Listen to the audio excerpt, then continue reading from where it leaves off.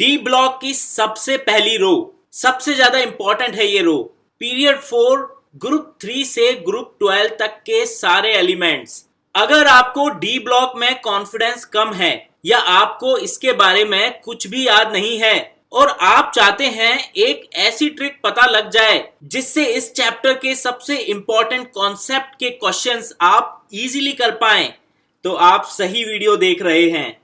दोस्तों, इस वीडियो में मैं आपसे स्पिन मैग्नेटिक मोमेंट को कैलकुलेट करने की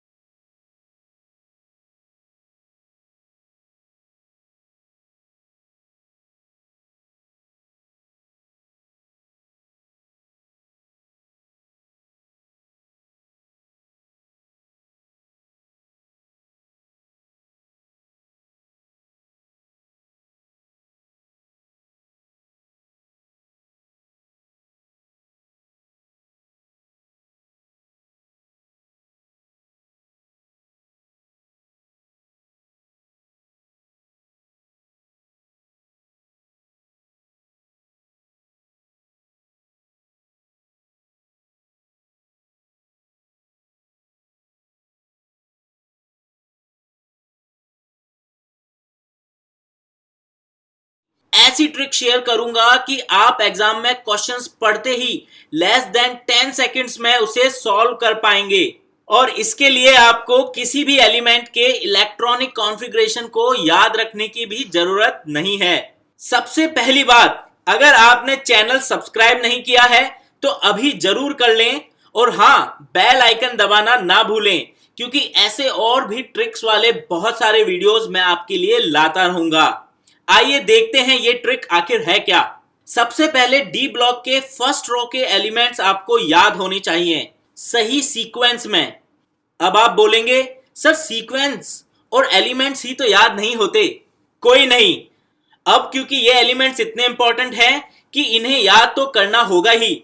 और याद करने का सबसे फेमस और प्रूवन लाइन जो 20 सालों से सभी स्टूडेंट यूज करते आए हैं वो है साइंस टीचर विनीता कुमारी, मैन फैको नी क्यू जान है।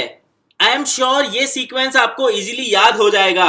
लेकिन अब आगे क्या करना है, एक क्वेश्चन सॉल्व करके ट्रिक समझते हैं।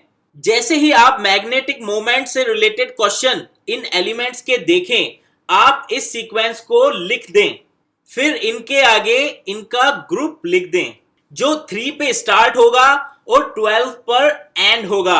अब जितना चार्ज इन एलिमेंट्स पर दिया है वो इनके ग्रुप नंबर से सब्ट्रैक्ट कर दें। अगर ये रिजल्टिंग नंबर 5 या 5 से कम है तो ये नंबर अनपेयर्ड इलेक्ट्रॉन्स के इक्वल होगा, और अगर ये नंबर 5 से ज्यादा है तो इसे 10 से सब्ट्रैक्ट कर दें, और अब जो रिजल्टिंग नंबर मिलेगा वो होगा नंबर ऑफ अनपेयर्ड इलेक्ट्रॉन्स। अब इस नंबर को इस फॉर्मूले में n की जगह रख दें और मिल गया आपको मैग्नेटिक मोमेंट सभी आयंस का। जी हां, ये इतना ही आसान था। मैं कुछ और एग्जांपल्स लेता हूं ताकि आप श्योर हो जाएं कि ये ट्रिक आप इन एलिमेंट्स पर लगाकर इजीली मैग्नेटिक मोमेंट कैलकुलेट कर पा रहे हैं। एक काम करते हैं, एक साथ बहुत सारे मेटल आयंस ले लेते हैं ताकि आप ज्यादा से ज्यादा केसेस में यह फॉर्मूला लगाकर देख पाएं। स्कैंडियम पर चार्ज 3+ है और इसका ग्रुप नंबर 3 है, तो 3 - 3 = 0 होंगे अनपेयर्ड इलेक्ट्रॉन्स और मैग्नेटिक मोमेंट आएगा 0। नेक्स्ट है टाइटेनियम 3+ एंड 4+। टाइटेनियम का ग्रुप नंबर है 4, इसीलिए 3+ चार्ज वाले आयन के लिए 4 - 3 = 1 अनपेयर्ड इलेक्ट्रॉन होंगे और मैग्नेटिक मोमेंट होगा √1 × 1 + 2 = √3। 4+ चार्ज वाले आयन के लिए 4 - 4 = 0 अनपेयर्ड इलेक्ट्रॉन्स होंगे और मैग्नेटिक मोमेंट 0 होगा। अब पहले एक बार कोबाल्ट के 2+ चार्ज वाले आयन को देख लेते हैं। इसका ग्रुप नंबर है 9 और इसके ग्रुप नंबर 9 में से हम सब्ट्रैक्ट करेंगे जो इस पर चार्ज है 2, तो हमें मिलेगा 7। क्योंकि 7 5 से ज्यादा है, इसीलिए अब number of unpaired electrons resulting number को 10 से माइनस करके आएंगे, यानी 10 - 7 = 3 अब अनपेयर्ड इलेक्ट्रॉन्स होंगे। तो मैग्नेटिक मोमेंट की वैल्यू होगी √3 × 3 + 2 = √15। अब मैंगनीज के 2+ चार्ज वाले आयन को देखते हैं। मैंगनीज का ग्रुप नंबर है 7 और 7 - 2 है 5। 5 तक अगर नंबर आता है तो 10 से सब्ट्रैक्ट करने की जरूरत नहीं है। इस नंबर जितने ही अनपेयर्ड इलेक्ट्रॉन्स होंगे, यानी कि 5 अनपेयर्ड इलेक्ट्रॉन्स इस केस में होंगे, तो मैग्नेटिक मोमेंट की वैल्यू होगी √5 × 5 + 2 = √35। नंबर ऑफ अनपेयर्ड इलेक्ट्रॉन से आप कई और भी बातें बता सकते हैं। अगर नंबर ऑफ अनपेयर्ड इलेक्ट्रॉन 0 है तो आयन डायमैग्नेटिक होगा, और अगर number of unpaired electron more than 0 है तो वो मेटल आयन पैरामैग्नेटिक होगा। दूसरी बात याद रखने वाली ये है, अगर नंबर ऑफ अनपेयर्ड इलेक्ट्रॉन 0 हैं तो मेटल आयन कलरलेस होगा, और अगर number of unpaired electrons more than 0 हैं तो आयन कलर्ड होगा। दोस्तों, मैंने सारे आयंस के लिए मैग्नेटिक मोमेंट कैलकुलेट नहीं किए हैं, मैं चाहता हूं आप ये ट्रिक यूज करके ये वैल्यू कैलकुलेट करें और कमेंट करके जरूर बताएं कि ये वैल्यूज क्या हैं। कमेंट करके ये भी बताएं कि आपको ये ट्रिक कैसी लगी और आप डी ब्लॉक के फर्स्ट रो के एलिमेंट्स के सभी आयंस की मैग्नेटिक मोमेंट ये ट्रिक यूज करके कैलकुलेट कर पा रहे हैं या नहीं। दोस्तों, जब भी